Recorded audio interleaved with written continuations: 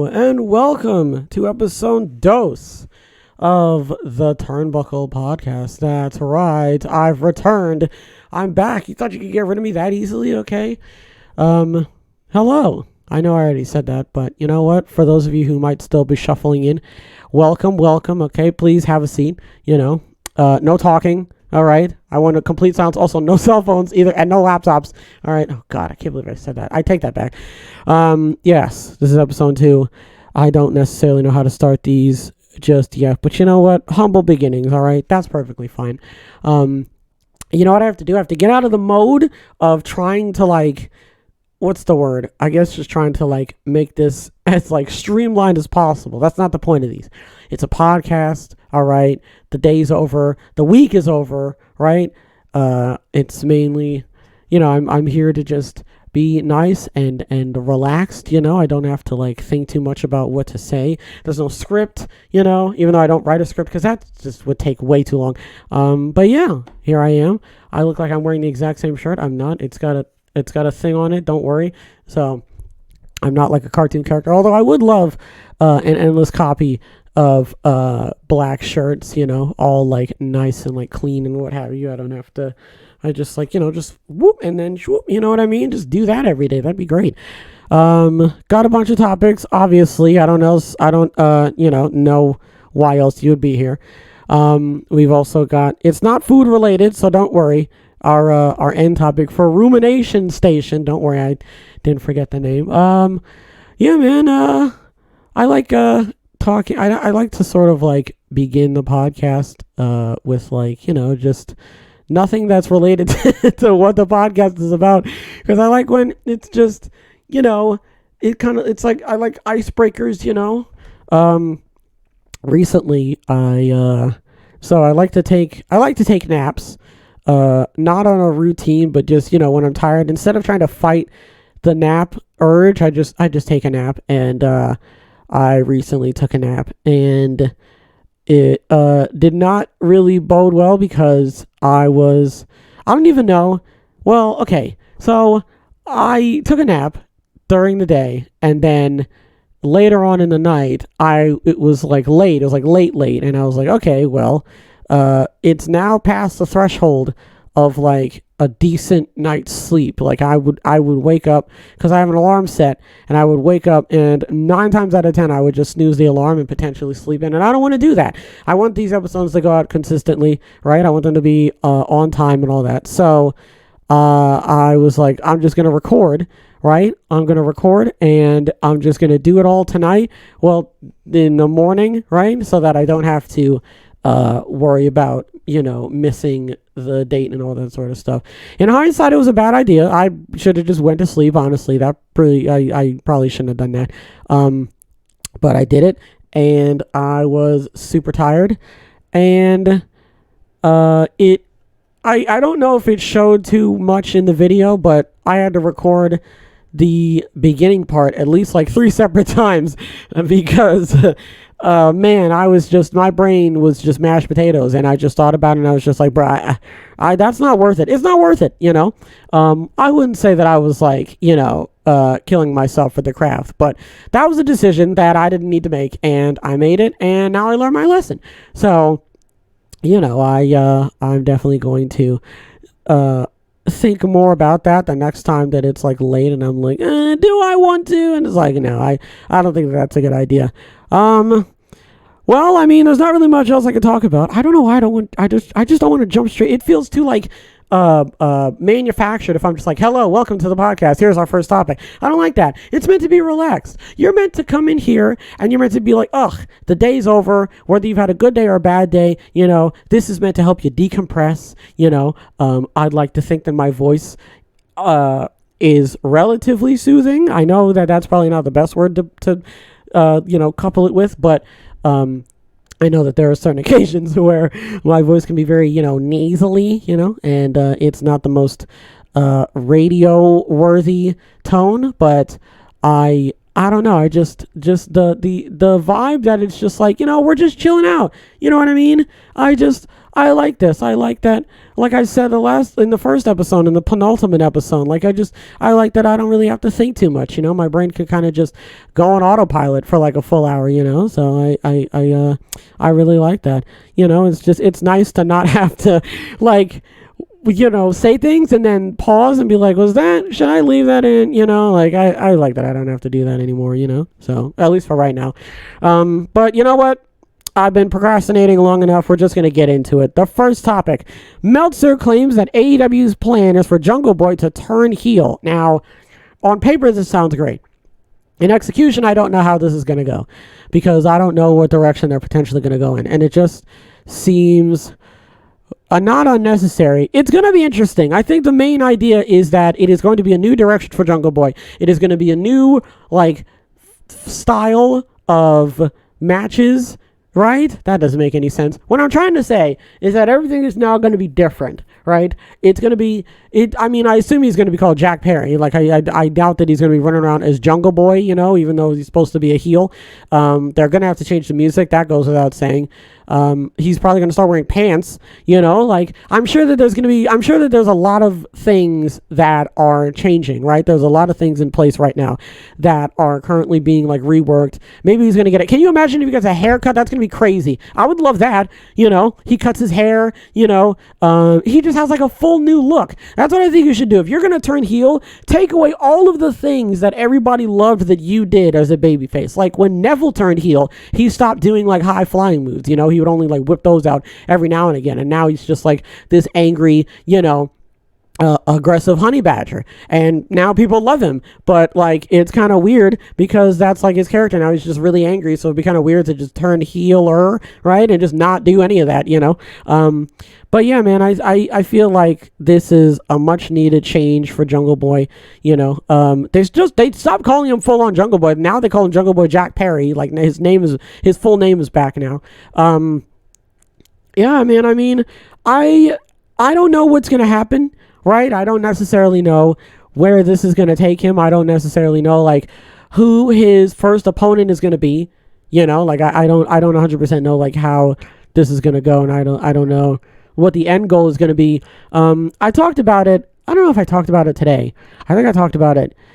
Yes, I talked about it yesterday because I was like, oh, they didn't even give him a TNT title. So, oh no, never mind. Okay. I'm mixing them up. That was in my predictions video. Anyway, yeah, hopefully this leads to some type of singles title. Hopefully this leads to something, hopefully it's not just he turns heel and then that's it. It's just heel Jungle Boy now, and they do that for a month and it doesn't go over, so they just they switch him back, you know what I mean? But yeah, I don't necessarily know how it would go. So there's not really much else to say because nothing has really happened yet. It's all just in the works, and I'm trying to think about the scenarios, right? Again, the whole changing the outfit and the music and his appearance and all that sort of stuff. Those are obviously I would argue that those are fundamentals, but in terms of how this could potentially be a long-term thing, I don't necessarily know what they're going to do, right? He would have to do something really heelish, which I think, now I didn't mention this in my predictions video today, but I think that if you're going to turn him heel, what better place to do it than at the pay-per-view? Do you know what I mean? So, I guess we're just going to have to wait and see if he potentially does something. I assume it's going to be the heel loses a match that he was, really looking forward to win, and then somebody comes out and comforts him or something. Someone comes up to him and goes, hey, man, are you okay? And then he goes, rah, and uppercuts him into the rafters, and then usually when that happens, it's not, met with, a chorus of boos. It's mainly meant for, cheers,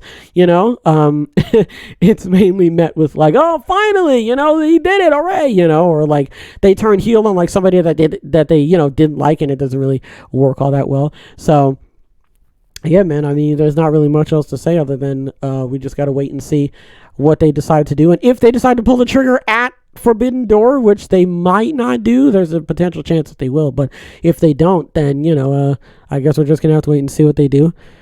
Our next topic, during an appearance on the Post-X WrestleNomics podcast, Dave Meltzer said the divisiveness within AEW is, quote, at a pretty bad point again after CM Punk's ESPN interview and return promo.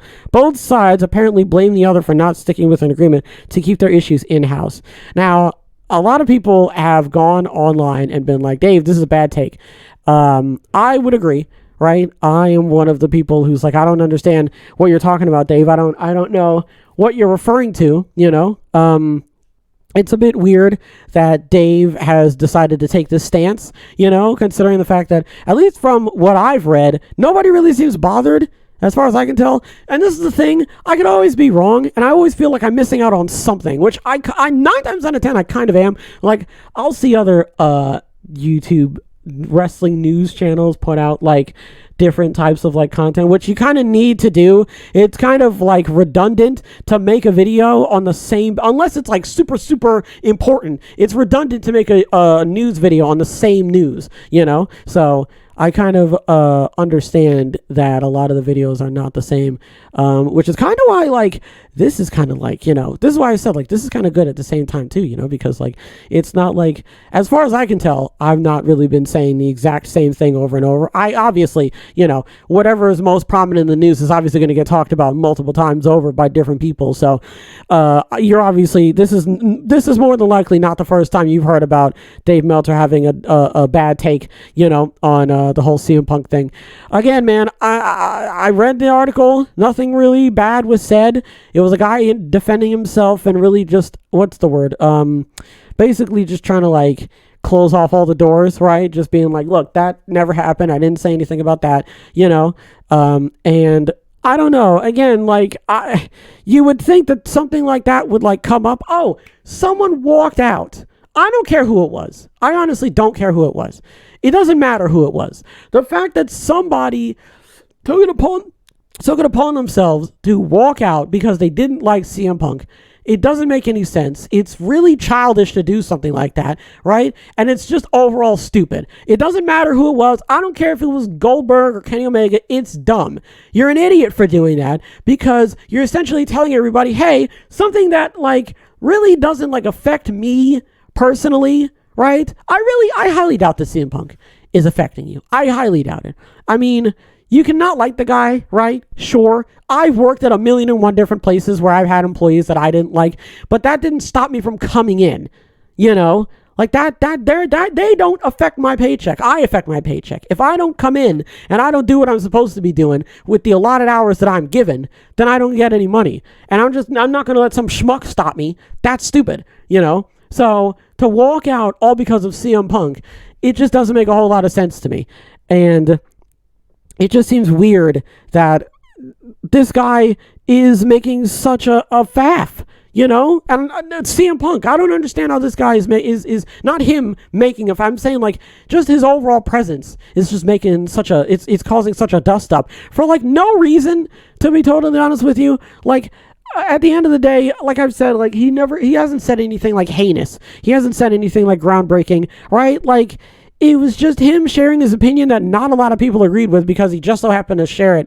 It just happened to be about, like, the most overrated group in the entire company, like, it just seems weird that this whole thing is still going. Right? Like, I thought I figured that this was all done, right? I swear I remember saying this, like, oh, we're done. We don't have to talk about this anymore.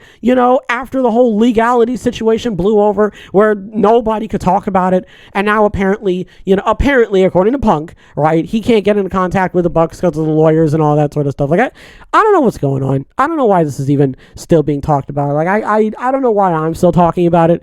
Like, it's just one of those things that really should have, like, you should have just, like, kicked the dust over it, poured some water over the embers, and just left it alone. But the fact that there are still sparks coming out of this thing doesn't make a whole lot of sense to me. But there's going to be a lot of people out there that feel how they're going to feel about Punk, and that is going to, like, it's going to be the driving force for their emotions and the things that they say and do. And it's just really weird. Like, I don't know why you would walk out. You have no reason to, this guy doesn't affect your day to day, right? It just seems really pointless to do something like that. And I don't know, man. That is so stupid. It's stupid. Why are you acting like that?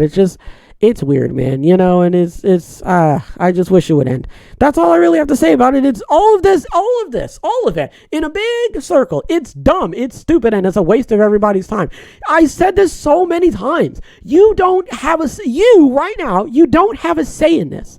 It's down to Tony Khan and Warner Brothers and anybody else who is flinging money at the whole promotion as a whole. You don't get a say in it. If you don't like Punk, stop watching. Oh, I don't want to stop. Then shut up then. Then stop talking about it.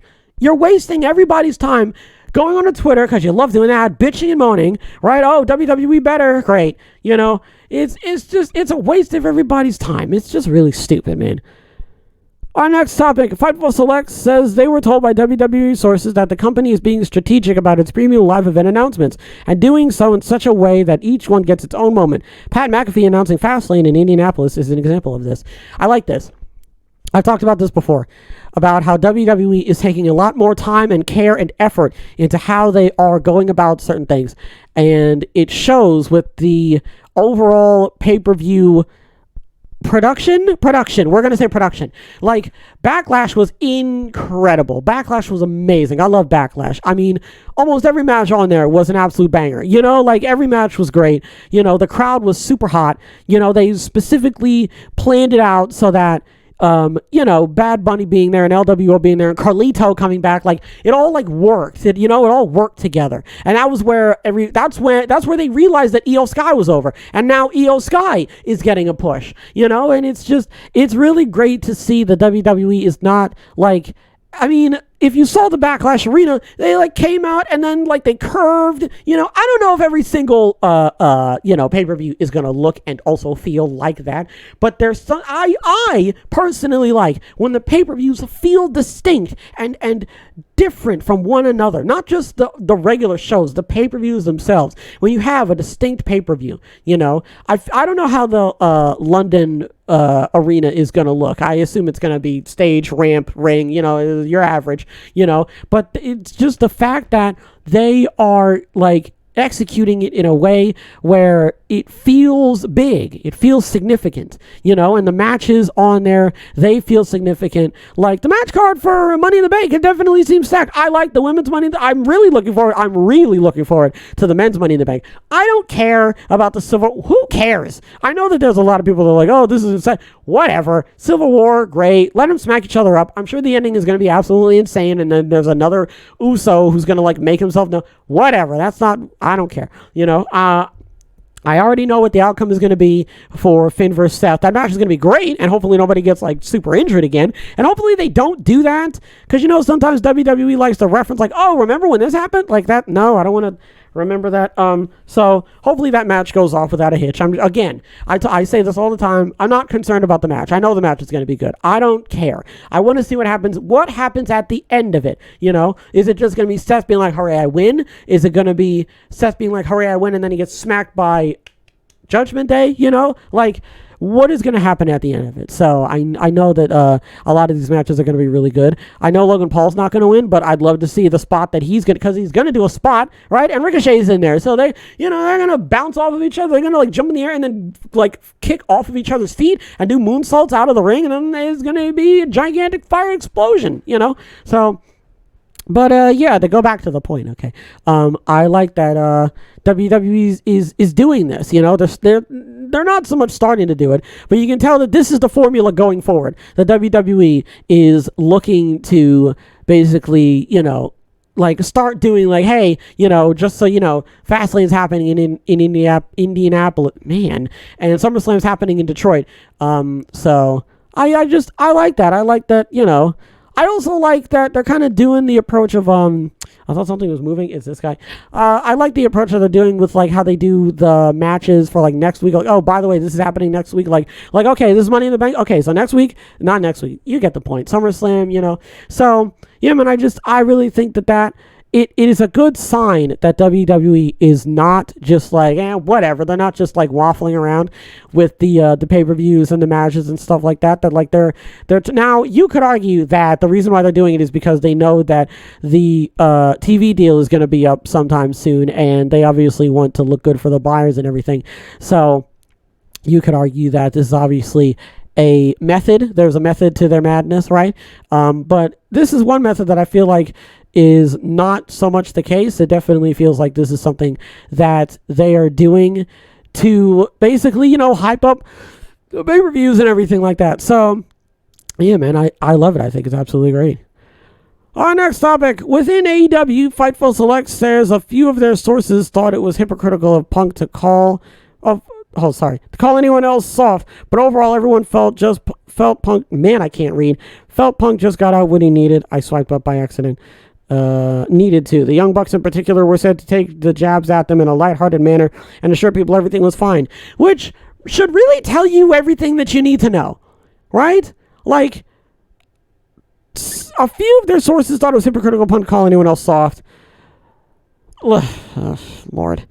Is it soft, or is it him being in an emotional state, like maybe off of adrenaline and he's tired and he's in pain, right? And like this type of stuff has been bubbling up for a long time. Is he soft, or is he just like expressing his anger about the whole situation? Because saying that they're soft is sort of like, it's belittling what is really going on. Now listen, okay? I'm not a wrestling journalist, right? I'm not a soothsayer and all that sort of stuff. I don't know what's going on behind the scenes. If you told me that the Bucks are like politicking or whatever, I'd be like, yeah, that makes sense. It just makes sense. I don't know how to fully explain it, but I could 100% see that happening. Just, they're the EVPs and everybody and their grandmother thinks they're just, the second coming of Christ, right? So obviously they're going to like feel some type of way about this. But like, the fact that they were just like, yeah, whatever, like, that's kind of what you have to do, especially in a business like this. You kind of have to like deal with the fact that like no matter what you do, nobody's going to be happy about it. Someone is always going to have something to say. Did my camera? No, it didn't. I don't know why.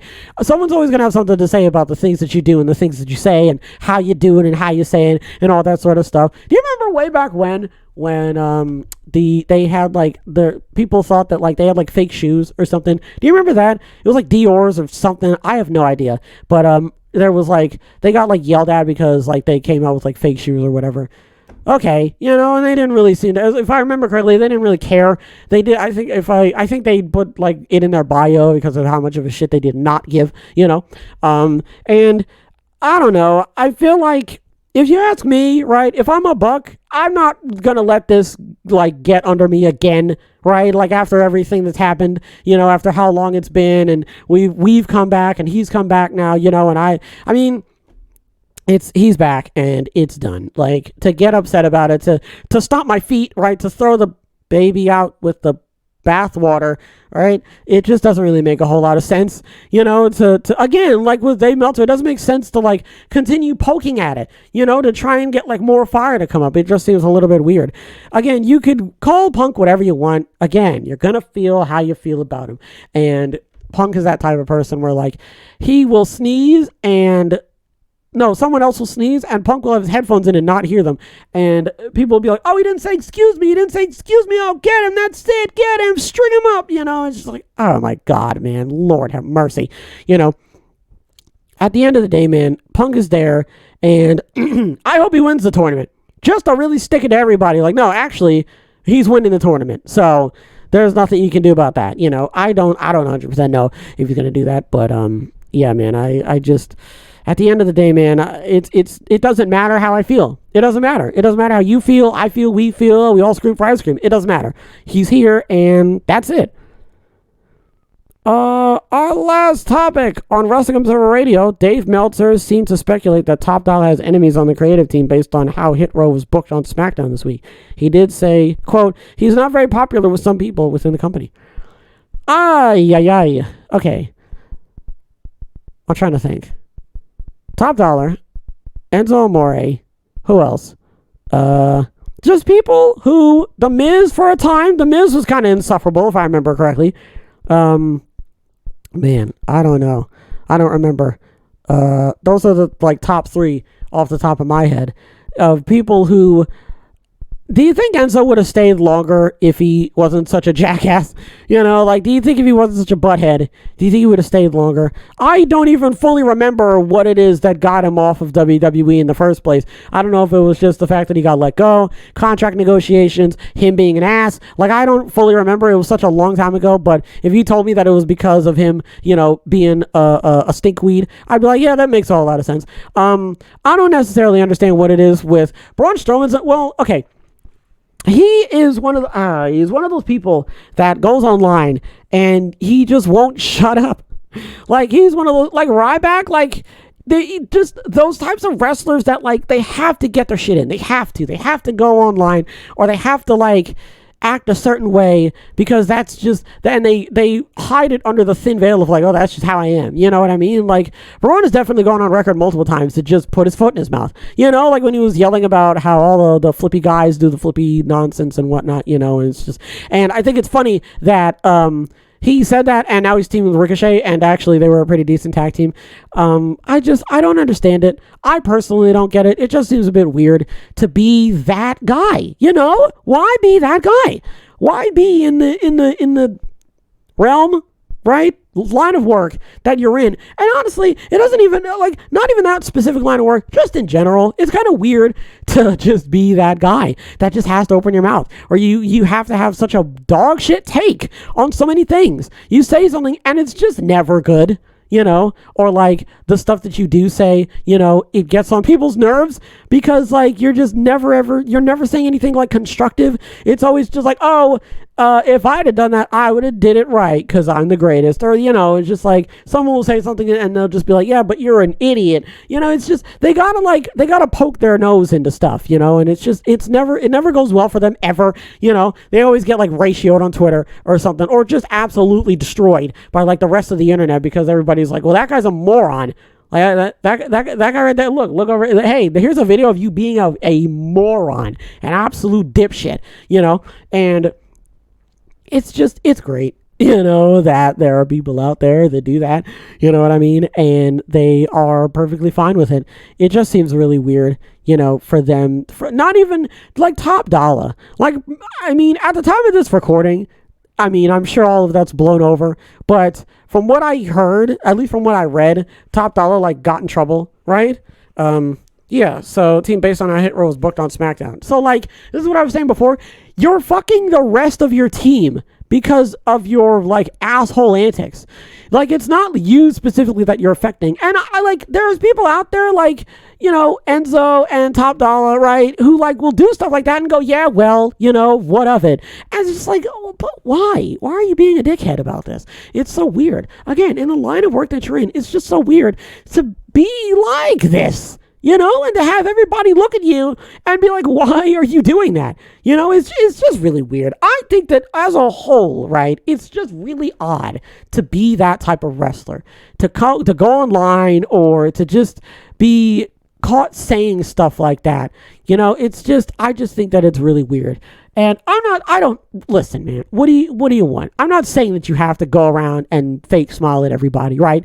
And like fucking, you know, smile through the pain and all that sort of stuff. I'm not saying that. But if you can feel that what you're about to say is even probably, even if there's an inkling of a chance, right, of you getting into some type of hot water, even if it's lukewarm, maybe don't say it, you know? And if you're that type of person that has to speak their mind or whatever, maybe don't do that. You know, I learned after a couple years, maybe I should just stop doing that, you know, because sometimes you are a bit of an asshole when you do it. Even when your intention is to not be, it's misconstrued. And I mean, you're not really giving them anything to work with when you come out and you say stuff like that, you know.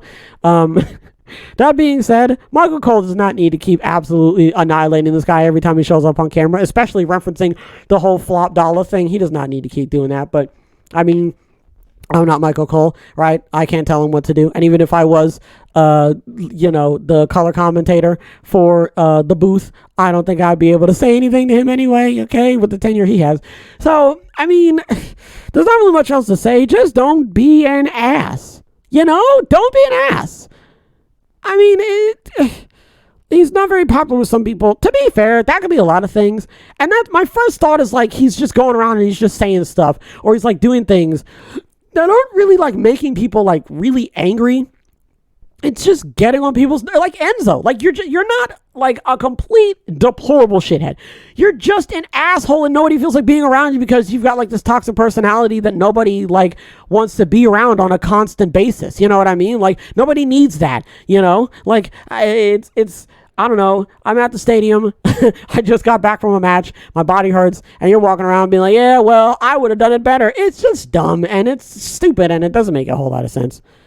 All right, boys, gather up all your luggage and make sure you've got your tickets because it's time for Rumination Station. That's right, boys.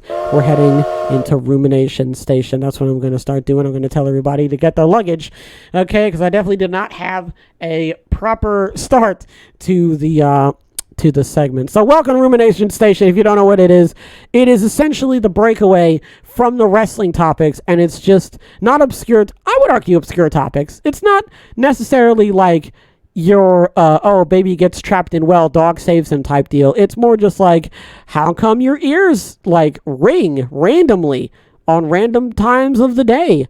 And then they just kind of go back to normal, because my ears do that. Does your ears like one of my ears will randomly ring throughout the day? Not throughout the day, like just randomly. Not every day, but occasionally my ear will like ring, and it won't be like super loud, but it'll be enough that like it'll like I don't stop what I'm doing, but I'm aware of it. And I kind of just, I don't know. It's happened enough times now to where I'm just like, oh, okay. And I just go back to what I'm doing. Okay. So way back in the day when Vine was like just at the top, okay, at its peak, okay, I saw a Vine of someone mentioning this. His name was like, do you remember this guy, Rudy something? I can't remember his name. He did a Vine where he wasn't looking at the road and he was just driving in a straight line, and someone beeped at him and he was like, I don't care. I watched that Vine like 6 times in a row. I was like, what are you doing? You know, it was wild. Okay, Vine was crazy. Vine was something else. Does anybody remember Nash Greer? Does anybody remember him? Jesus Christ. Yeah, so my ears ring. Anyway, obscure topics. Our obscure topic for today is, how do fireworks get their colors? It was written by Ellen Gutowski, and it was updated on June 21st. According to Earth Sky, small pellets, charmingly named stars, are the key to the fireworks' colors. The stars are filled with different combinations of metal salts. Oh, by the way, I'm on Mental Floss. I'm on a website called Mental Floss. That's where you get all of the, just the cute little articles about random questions and stuff that makes you think. You know, I love the website. I think it's great. When I first saw it, I was like, oh my God, this is incredible. Shouts out to Rebecca McElroy. She's absolutely fantastic. Also, go watch the podcast called Wonderful with Rebecca McElroy and Griffin McElroy. I'm not going to plug that every single time. I'm just saying that's where I got it from. I just want to let you know the inspiration. Okay. According to Earth Sky, small pellets on the stars, are the key to the fireworks colors. The stars are filled with different combinations of metal salts that each add a bright color to the firework when it explodes. Different chemical elements correspond with different colors. Strontium carbonate for red, calcium chloride for orange, sodium nitrate for yellow, barium chloride for green, and copper chloride for blue. Purple fireworks are created much like you might create purple paint by mixing red and blue. I have a bunch of cat hair. I know it's cat hair in my schnoz because I love my cat. Leave me alone. Live Science explains that when you light the fuse on the outside of the fireworks thick tube, the flame ignites a pouch of black powder inside known as the lift charge, which causes the shell containing, I like the way I said that, the shell containing the stars to catapult into the air. As it rises, a time delay fuse begins to burn within it, and by the time it reaches its maximum height, the shell bursts, causing the stars inside to color each strand of the explosion. Paul Nichols-Worsey, fireworks expert and professor of mining and nuclear engineering at the University of Missouri at Rolla, told Live Science that red and green are the easiest colors to create, while blue is more difficult. Worsey says gold is best if you want your firework to keep its color for a long time, maybe even until it hits the ground. The trick behind those especially crowd-pleasing fireworks that change color after they explode is simple. The stars are coated in multiple metal salts. Once you see the fireworks' second color, that means the stars burned through their outer layer and reached a different metal salt. Kind of like licking a gobstopper. Or a jawbreaker if you've watched Ed, Edd n Eddy. So yeah, I love that. I love that now I know how fireworks work. Is it just me who just loves getting filled with a bunch of bullshit, obscure knowledge that they'll never be able to use in, like, real-world scenarios? Like, I'm not going to be held at gunpoint, and someone's going to be like, give me all your money unless you know exactly how fireworks are made. And I'm going to be like, my good man, I don't remember because it's been a full, amount of time since I've read that article.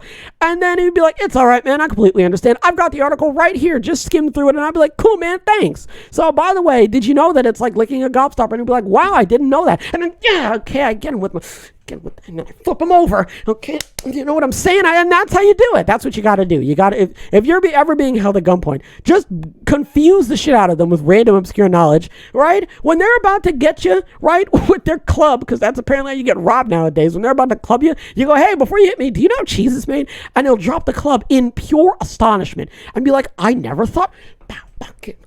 You know, I obviously can't do it justice because of this poor guy here, but that's how you do it. And then you kick the gun away because you don't want to touch it because you're going to get your fingerprints on it, stupid. So you got to kick it away.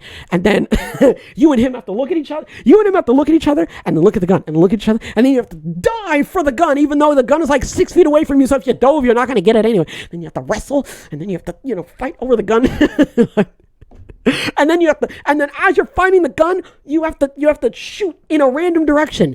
And then you both look at each other and then you get up and then you realize you shot the president. I can't believe this. What the fuck was I just talking about? Anyway. So there's different types of fireworks. I'm debating on whether, okay, you're not going to know what they are.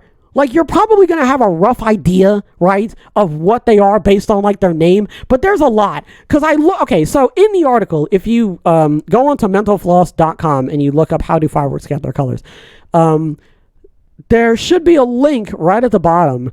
And it should take you to a website that shows you all of the firework types. And one of them is called, like, a spider, others are called, like... it's like one of them's got like a wild name. I'm just gonna read, like, if you want to like look at them, you're more than welcome to. I'm gonna read them, and I'm gonna do here we go. These 10 fireworks effects, so you can call them out as they burst. Can we go back to the topic of you being an asshole? Like, if you're at like a fireworks show and you're like, oh, that's a spider and that's a star, it's like, yeah, who cares? Big fire, go color, okay? Make brain go nice. I don't give a shit. I'm not here for that. I don't give a shit if that's fireworks called a chrysanthemum. I don't even know what a chrysanthemum actually is. I don't know what an actual chrysanthemum is, so shut up, Derek, all right? Why don't you sit back down on your stupid towel that's like getting all like, hyped up because you keep getting up to tell everybody, all right? There's a willow, a horsetail, a fish, a spider, a palm, a crosset, or a crosset, a kamuro, and rings. Like, there's a lot of them that you're just like, what? Like, imagine you're watching a fireworks, some dickhead is like, oh, kamuro. Shut the, anyway.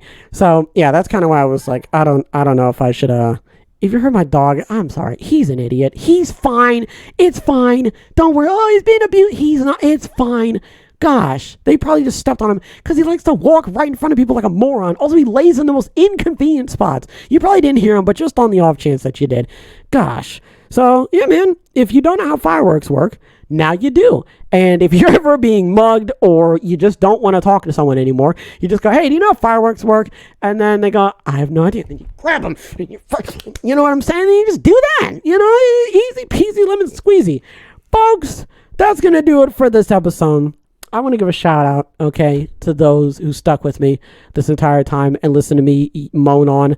No, I shouldn't say that. I think that this is incredibly interesting, and I love talking about obscure topics like this, like fireworks and how cheese was made. I love this so much. And if you don't love it, I don't care. That's why I know what a Kamaru is and you don't. You're just mad because you don't know what a horsetail firework looks like, and you've never had a gobstopper in your life, you sad old man. That's right, you're a sad old man. What's that? You identify as a woman? Too late. Now you're sad. I don't care what you identify as. You're now you're now an old man and you're sad. There you go. Take that. And on that note, okay, now that you're old and sad and now male somehow, right?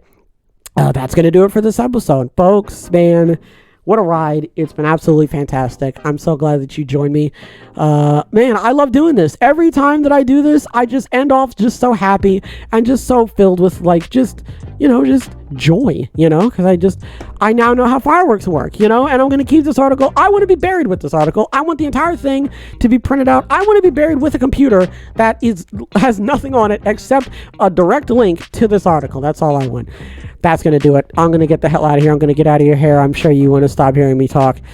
Hopefully everybody has a wonderful tonight and a wonderful tomorrow. And as always, big hugs. Big hugs all around.